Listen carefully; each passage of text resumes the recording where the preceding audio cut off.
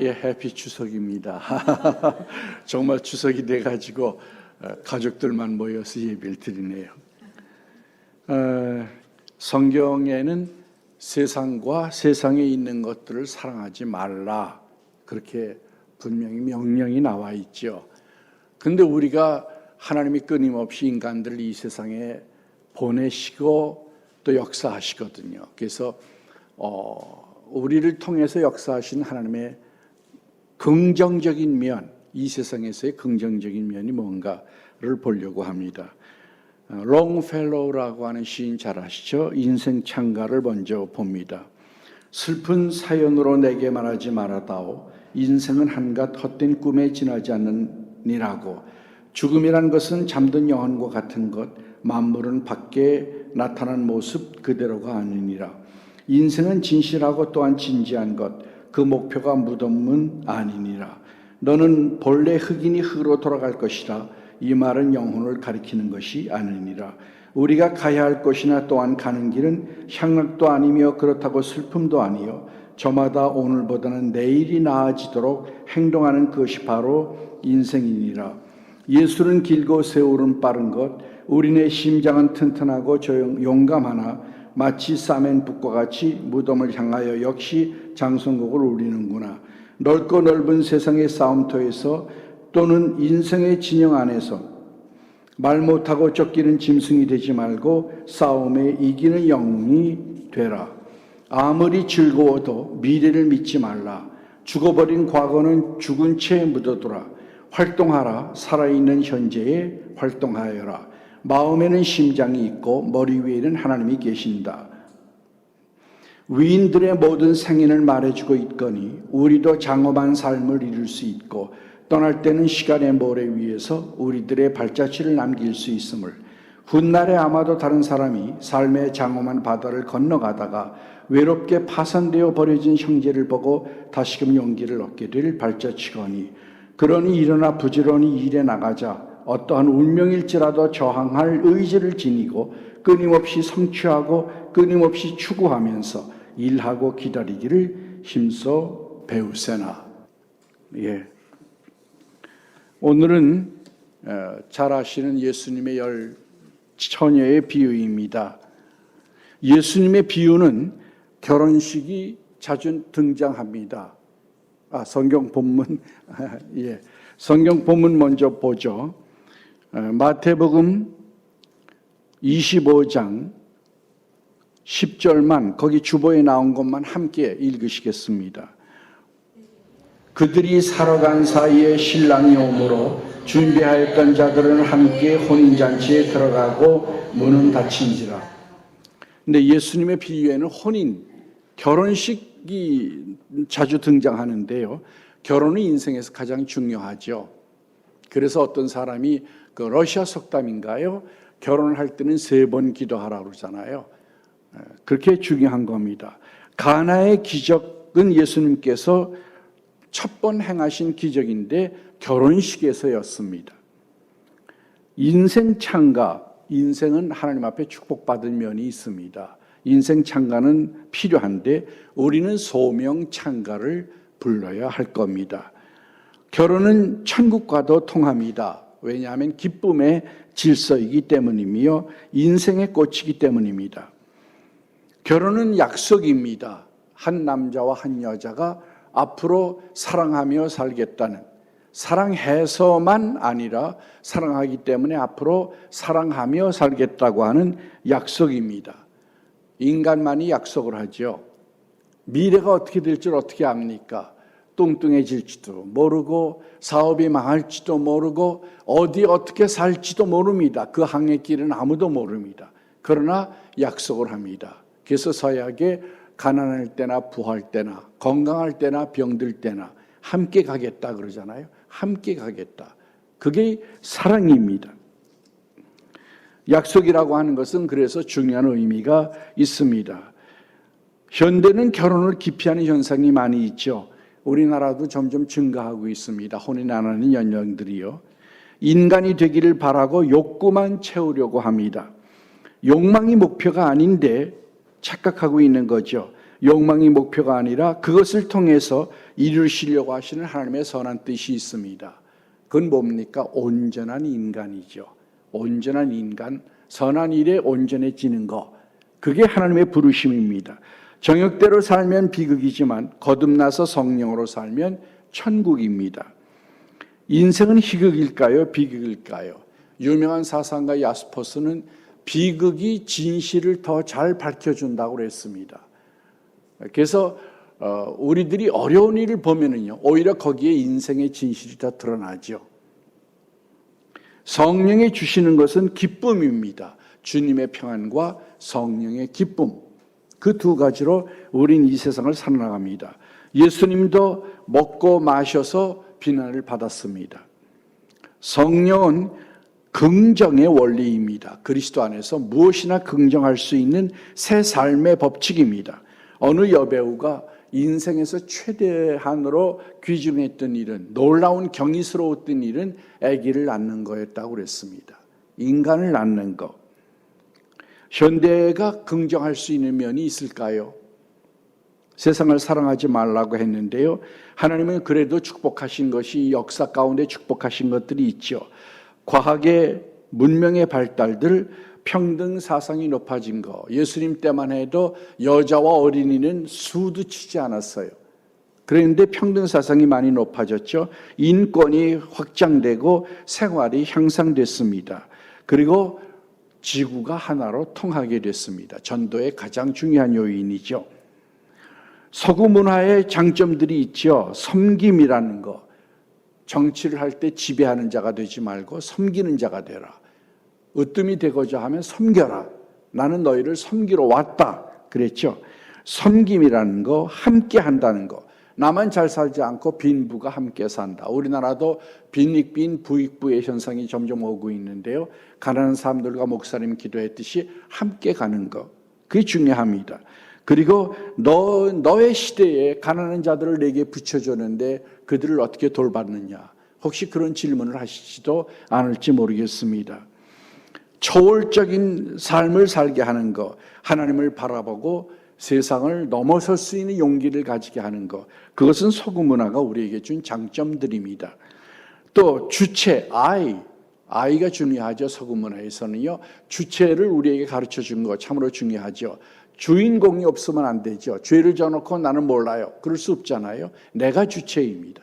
나라고 하는 것은 최대의 축복이며 최고의 친구요, 또한 최대의 원수이죠. 비극입니다. 우리 인생의 비극이 뭡니까? 일시적인 순간과 감각과 쾌락을 즐기는 것, 그리고 영혼을 잃어버리는 것. 그게 세상의 가장 큰 유혹이요 굴레입니다. 쾌락은 멸망의 구렁텅이입니다. 그래서 역사 안에 이 두 흐름이 함께 가죠. 어느 걸 택하고 어디에 속하느냐가 중요합니다. 돈을 사랑함이 일만하게 뿌리가 된다고 그랬습니다. 예로부터 지금까지 아마 지금이 돈을 가장 사랑하는 시대일 거예요. 역사적으로. 그렇죠? 이데올로기를 초월해서, 국가를 초월해서, 민족과 종족을 초월해서 돈이면 다 사랑하잖아요. 킬케고르는 실존의 3단계를 얘기했습니다. 사람 사는 모습의 진실의 3단계. 그래서 쾌락을 추구하는 단계, 윤리와 도덕을 추구하는 단계, 그리고 마지막으로 신앙의 단계라고 그랬습니다. 쾌락은 일순간이요, 순간을 즐기는 삶이고, 윤리는 도덕을 추구하는 삶이며, 종교는 긍휼과 사랑을 추구하는 삶입니다. 하나님의 긍휼이 없으면 우리가 살 수 있을까요? 인생에는 여러 단계가 있죠. 유아기, 가능성의 시기이죠. 아기가 날 때요, 60개의 음소가 그 안에 있답니다. 그러니까 잘 발달시키면 60개국 언어를 할 수 있대요. 4, 5개의 전문인이 될 수 있는 능력이 있답니다. 우리는 한 가지도 못하잖아요. 이게 잘못된 것들이죠. 어린이 사춘기는 순수합니다. 어떤 작품에요, 16살쯤 돼 보이나 하는 그 처녀를 그렸는데요. 제목이 이노센스입니다. 순수하죠. 죄가 없어요. 물론 아기 때부터 죄가 있죠. 내 거야, 너 왜 그래, 이런 거 다 죄지만, 그러나 엄밀한 의미에서 죄가 없는 시기들이죠. 청소년은 이런 말이 있습니다. 2번 태어난다, 인간은.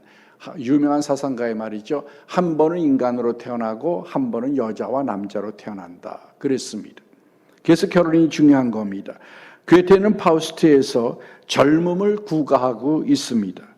청소년 때는 지성과 비판이 생기는 때이지만 수용 능력이 약해서 비판자로 살게 됩니다. 청장년은 활동기여 성취기여 후대를 준비하며 키우는 시기들을 우리에게 허락해 주셨습니다. 노인이 뭘까요? 노인은 아무 필요도 없다고 하지만 그렇지 않죠. 노인은 백발은 면류관이라고 그랬습니다.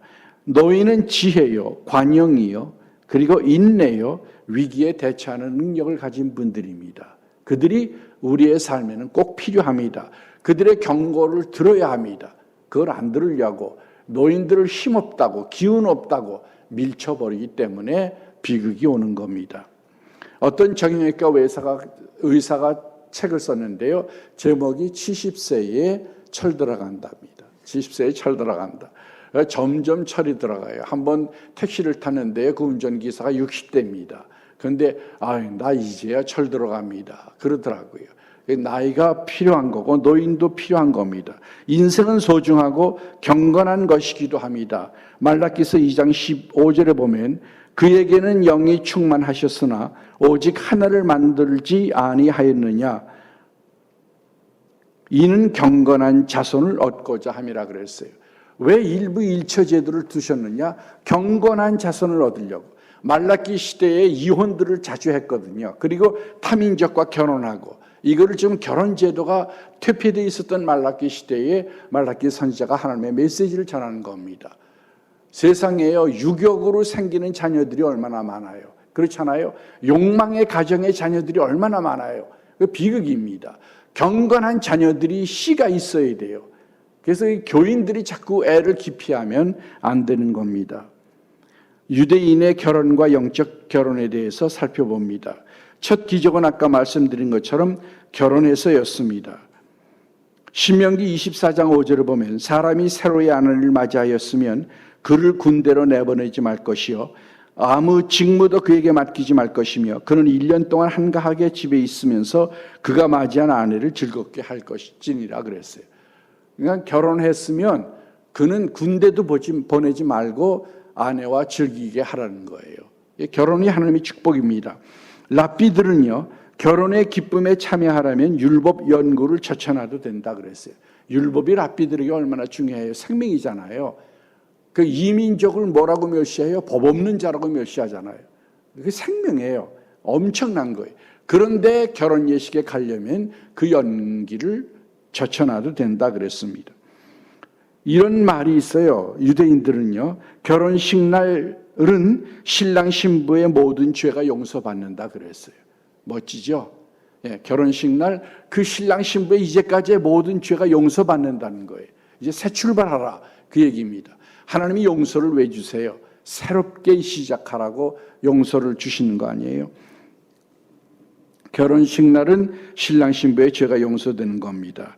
오늘의 텍스트는 여러분이 잘 아시는 10명의 처녀들이 신랑을 맞이하는 비유입니다. 5명은 지혜로웠고 5명은 미련했습니다. 잠언서의 핵심이 지혜와 미련이죠. 지혜로운 자들은 기름을, 그때는 등잔이었대요. 심지를 이렇게 꽂아서 쓰는 기름에다. 저도 어렸을 땐 그렇게 살았는데요. 그 등불을 기름을 함께 예배했고 미련한 자들은 등만 가지고 간 거죠. 근데 신랑이 늦게 옵니다. 신랑이 왜 늦게 오냐 하면요, 보통 여러 사람에게 축복을 받으려고 오는 코스를 길게 한대요. 그러니까 이제 신랑이 신부의 집에 가서 신부를 데려와서 신방을 차리는 게 유대 풍습인데 그 오는 길을 여러 사람의 축복을 받기 때문에 절차들이 복잡하고 길어진다는 겁니다. 실제로 있는 일이에요.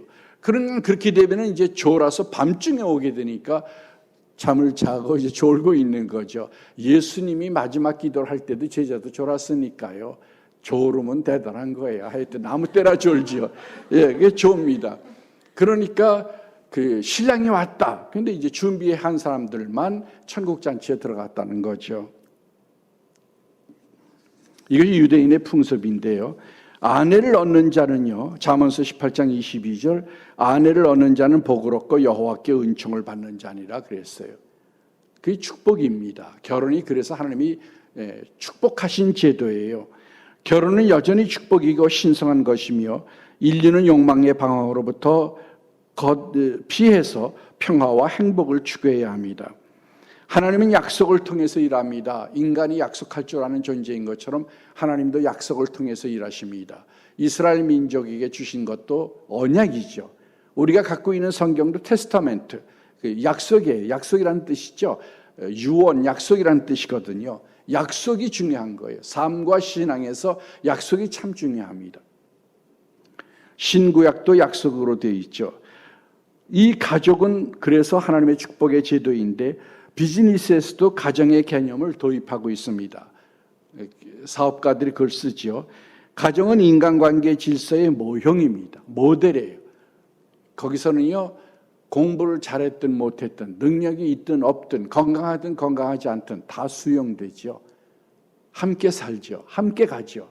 그게 하나님이 바라시는 뜻입니다. 인간들은 그렇게 살아라. 그래서 가정을 주신 거죠. 결혼은 두 개의 내가 연합과 일치를 이루는 겁니다. 둘이 하나가 되어 한 삶을 사는 거죠. 동양 철학에는요, 이런 말이 있어요. 일즉 다, 하나이면서 하나가 곧 다, 많은 것이요. 다즉 일, 많은 것이 곧 하나이다. 그러니까 서양 철학은요, 하나, 둘, 셋, 넷이 다 수 개념이 있어요. 그래서 칸트가 인간이 인식할 때는 수의 카테고리를 통과한다고 그랬어요. 그래서 하나이면서 셋이라는 삼위일체가 힘든 거예요. 동양에는 신비적인 통합이 가능해요. 하나이면서 다 많은 것이요, 많은 것이면서 하나이다. 결혼은 아가페이며 동시에 에로스가 있어야 합니다. 아가페는 하나님의 사랑이죠. 주기만 하는 사랑인데요. 결혼에는 반드시 에로스가 있어야 돼요. 응답이 있어야 돼요. 그 결혼이에요. 그렇지 않으면 사회봉사자죠. 응답이 있어야 합니다. 그러니까 나도 내 남편이나 내 아내에게 응답을 해야 됩니다. 사랑으로 보답하고 의무로 보답하고 그래야 합니다. 그리스도인은 영적 신부라고 그랬습니다. 마태복음 9장 15절, 고린도 후상 11절 2절에 보면 내가 너희를 정결한 처녀로 한 남편은 그리스도께 드리려고 중매함이니라 그랬어요. 우리는 신부들이에요. 영적으로 우리는 결혼해야 할 신부들입니다. 세 번째, 깨어있으라. 예수님의 주제는 하나님 나라요 부활이었습니다. 근데 현대의 신학과 신앙은 뭡니까? 거의 다 여기죠. 제가 어렸을 때는요, 교회에서 거의 메시지가 죄 용서예요. 복음이었어요. 죄 용서. 요즘은 메시지들이 뭡니까? 세상을 잘 사는 법이 대개 강의되고 있잖아요. 근데 그건 아니죠. 예수님의 메시지는 여기가 아니고 저기였어요. Beyond over there. 하나님 나라. 그거였죠. 천국. 그 메시지, 천국이 더 중요하고 더 본질적인 걸 보신 겁니다. 예수님은. 인간의 삶도 중요해서 먹이고 고쳐주셨지만 이게 아니다. 그렇죠? 이게 아니다. 왜 나았을 때에 너 나았다, 걸어가라. 그러지 않고 죄 용서받았다를 먼저 했겠어요. 그게 더 중요하니까. 용서받고 하나님 앞에 새 존재가 돼서 천국 가는 게 중요하니까 그 천국을 얘기하신 거예요. 여기서 잘 사는 축복만 받으려고 하면 축복의 반쪽밖에는 못 받는 겁니다. 우리도 비전이 필요합니다.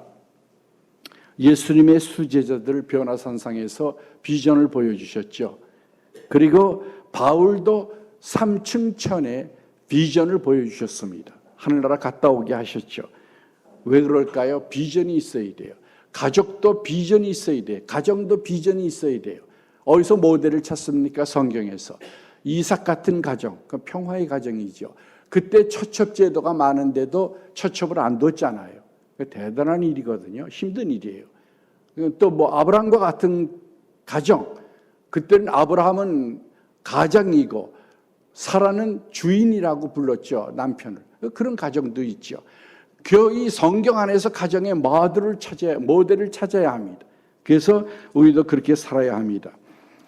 신부에게 제일 중요한 게 뭡니까? 순결이죠. 뭐니 해도 순결이죠. 그래서 예수님이 이혼 제도를 반대했지만 순결이 망쳐졌으면 이혼해도 된다. 그 조건부로 허락하시잖아요. 순결이 결혼의 생명입니다. 이스라엘 사람들은 그래서 섞는 걸 하지 말라고 그랬어요. 순수한 거, 섞는 거 하지 말아라. 신명기 22장 11절에 보면 양털과 배실로 짠 것을 입지 말지니라 그랬어요. 요즘은 거의 다 혼합이잖아요. 그렇죠? 합성, 혼합, 융합, 이게 현대 개념이에요. 왜냐하면 문화가 다 다른 데서 살다 왔기 때문에 막 섞이는 거예요. 근데 원래 유태인 나라에는 섞는 걸 금했어요. 순수해라, 순결해라. 그게 중요한 과제였습니다. 성공의 비결은 기회가 왔을 때에 준비되어 있는 겁니다. 깨어 있으라 그 얘기예요. 준비하라 그 얘기입니다. 아무리 기회가 많이 오면 뭐해요? 준비되어 있지 않으면 그거 누리지 못하잖아요. 준비를 해야 합니다. 이 세상은 충분히 선하지 않습니다. 그래서 하나님은 우리를 부르셨습니다. 사명을 주려고. 서로가 서로의 목표가 가정이 되어서는 안 되죠. 골로새서 4장 5절에 보면은 외인에 대하여는 지혜로 행하고 세월을 아끼라 그랬습니다. 골로새서 4장 2절 기도를 계속하고 기도에 감사함으로 깨어 있으라 그랬습니다. 베드로전서 4장 7절 만물의 마지막이 가까웠으니 그러므로 너희는 정신을 차리고 근신하여 기도하라고 그랬습니다. 깨어 있는 자세 몇 가지를 얘기합니다. 첫째는 감사해라. 불평하면은 잠자는 거라 그 얘기예요. 영원히 잠자는 상태가 뭐냐? 불평할 때다 그 얘기예요. 빛이 없잖아요. 빛이 없어요. 감사가 빛인데요. 이 삶의 빛이 안 비치니까 어둠 속에 사는 거죠. 그 다음에 두 번째 기도해라. 기도는 언제도 쉬지 말고 해야죠. 예수님도 밤낮 없이 기도하셨는데 우리에게는 얼마나 더 기도가 필요하겠어요. 그렇잖아요. 한없이 부족하죠. 한없이 기도해야 돼요. 기도는 정말 중요합니다. 하나도 땅에 떨어지지 아니하고 하나님이 다 응답하십니다. 그걸 믿어야 돼요. 그 기도가 중요합니다. 그 다음에 분별력이 있어야 합니다. 지혜 있는 처녀들처럼 분별력이 있어야 돼요. 지금이 어떤 때다. 우리는 지금 기다리는 때다. 그러니 만약의 경우를 생각해서 기름을 준비하자. 이거 분별력이 있는 거잖아요. 세상 문화를 비평할 수 있는 능력이 신앙인에게 있어야 돼요. 이게 하나님의 뜻인지 아닌지 현대처럼 정보가 홍수처럼 밀려오는 때는 특별히 더 분별의 은사가 필요합니다. 이게 깨어있는 겁니다.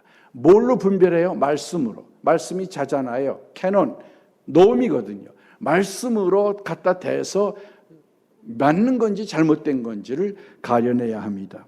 마지막으로 바르게 살며 준비해야 합니다. 만약 우리가 추수를 원한다면, 배고프지 않게 살기를 원한다면 봄에는 씨앗을 뿌려야죠. 그렇죠? 여름에는 매를 내주고 그래야 가을에 거두잖아요. 바르게 살아야 합니다. 우리가 엉망으로 살 때 주님이 닥치면 어떻게 하겠어요? 그렇잖아요. 늘 근신하라고 그랬어요. 근신, 삼가살라는 거예요. 삶을 삼가서 경건하게 종교적인 것으로 그러니까 삶의 신학적인 차원이 있다는 거예요. 신앙적인 차원이 있다는 거예요. 그냥 육으로 끝나는 게 아니고 마음으로 끝나는 게 아니고 영의 차원이 있다는 거예요. 그걸 지키라 그 얘기입니다. 그리고 마지막 주의 일에 힘쓰므로 준비해야 합니다. 결론을 말씀드리겠습니다. 나사로는 죽었는데 예수님이 사랑하셔서 살리셨죠. 또 죽을 건데 왜 살려요? 그러니까 삶이 그만큼 소중한 겁니다. 어떤 사람의 삶이든 다 소중해요. 이 세상에 보낸 삶은 다 소중한 겁니다. 주술에서는 공포와 기복 때문에 종교를 갖지만 하나님은 선한 축복을 주기 원하십니다. 공정하신 분이요, 의로우신 분이요, 선한 분이요, 아름다우신 분입니다. 문제만 보지 말고 누릴 줄 알아야 됩니다. 젊었을 때요, 파우스트가 젊음을 예찬할 정도로 젊음이 중요한데요. 젊은이들이 뭐 생각해요? 5포기, 7포기 하면서 안 되는 것만 보잖아요. 그게 아니죠. 주어진 걸 누릴 줄 알아야 돼요. 그렇지 않으면요, 거머리처럼 성경이 뭐라고 그랬어요? 다오다오한다. 끝이 없는 거예요. 불평하는 애에게는 아무리 줘보세요. 끝이 없어요. 준 것을 가지고 누리고 그것을 개발할 때 땅콩 하나가 180가지의 아이템이 나올 수 있대잖아요. 그걸 연구하는 사람은 거기서 뭔가 창조하는 거예요. 왜 내겐 땅콩밥만 줬어? 그게 아니고요. 그 준 것을 누리는 사람은 뭔가 기적이 일어나는 겁니다. 누릴 줄 알아야 합니다. 이미 우리에게 주신 것을 누릴 줄 알아야 합니다. 저는 제가 좋아하는 두 성경 구절이 있어요. 이 세상을 향한 말씀과 천국을 향한 말씀입니다. 이 세상을 향하여 빌립보 4장 6절에서 7절입니다. 아무것도 염려하지 말고 다만 모든 일에 기도와 간구로 너희 구할 것을 감사함으로 하나님께 아뢰어라. 그리하면 지각에 뛰어난 하나님의 평강이 그리스도 예수 안에서 너희 마음과 생각을 지키시리라. 이 세상에서는 아무것도 염려하지 말고 하나님께 맡기라, 그 얘기예요. 천국은 어떻습니까? 요한복음 14장 1절 너희는 마음에 근심하지 말라. 하나님을 믿으니 또 나를 믿으라. 가서 너희를 위하여 거처를 예비하면 내가 다시 와서 너희를 내게로 영접하여 나 있는 곳에 너희도 있게 하리라. 예수님이 다 예비할 테니까 너희들 염려하지 말아라, 그 얘기예요. 아이고, 나 같은 인간이 천국 어떻게 가? 우리 힘으로는 안 되죠. 말씀처럼 하나님으로서는 하실 수 있는 이라입니다. 이 세상에 우리들의 삶이 목표가 되지 않고 여기는 거류인이요, 여기서 잘 준비해서 저 세상을 가야 할 겁니다. 모든 그리스도인들에겐 신부의 소명이 있습니다. 신앙을 잘 지켜서 정결한 신부로 하나님 앞에 상을 받길 바랍니다. 천국은 결혼은 잔치입니다. 잔치의 삶을 사시길 바랍니다. 이게 예수 믿으면 유토피아가 진짜 되는 겁니다. 신앙 아니건 가능하지 않아요. 카리스, 은혜죠. 결혼의 축복, 하나님의 축복, 세상에서의 축복은 카리스, 은혜입니다. 그리고 사명입니다. 은혜를 누리고 사명을 성취하는 삶이 되시기를 바랍니다. 기도하겠습니다. 사랑의 아버지 하나님, 감사합니다. 저희들을 축복하여 주셔서 여기까지 인도해 주신 것을 감사합니다. 우리의 영안이 열려 하늘을 보게 하시고 이 땅만 보지 않게 하시며 위의 것을 생각할 수 있는 지혜를 주시옵소서. 또 이 땅에서 허락하신 것들을 선하게 누리며 다른 사람과 나누고 복음을 전할 수 있는 은혜를 허락하시고 당신의 거룩하고 정결한 신부로 영원히 우리를 지키사 우리가 하나님의 천국 잔치에서 부끄러움 없게 하옵소서. 예수님의 이름으로 기도합니다. 아멘.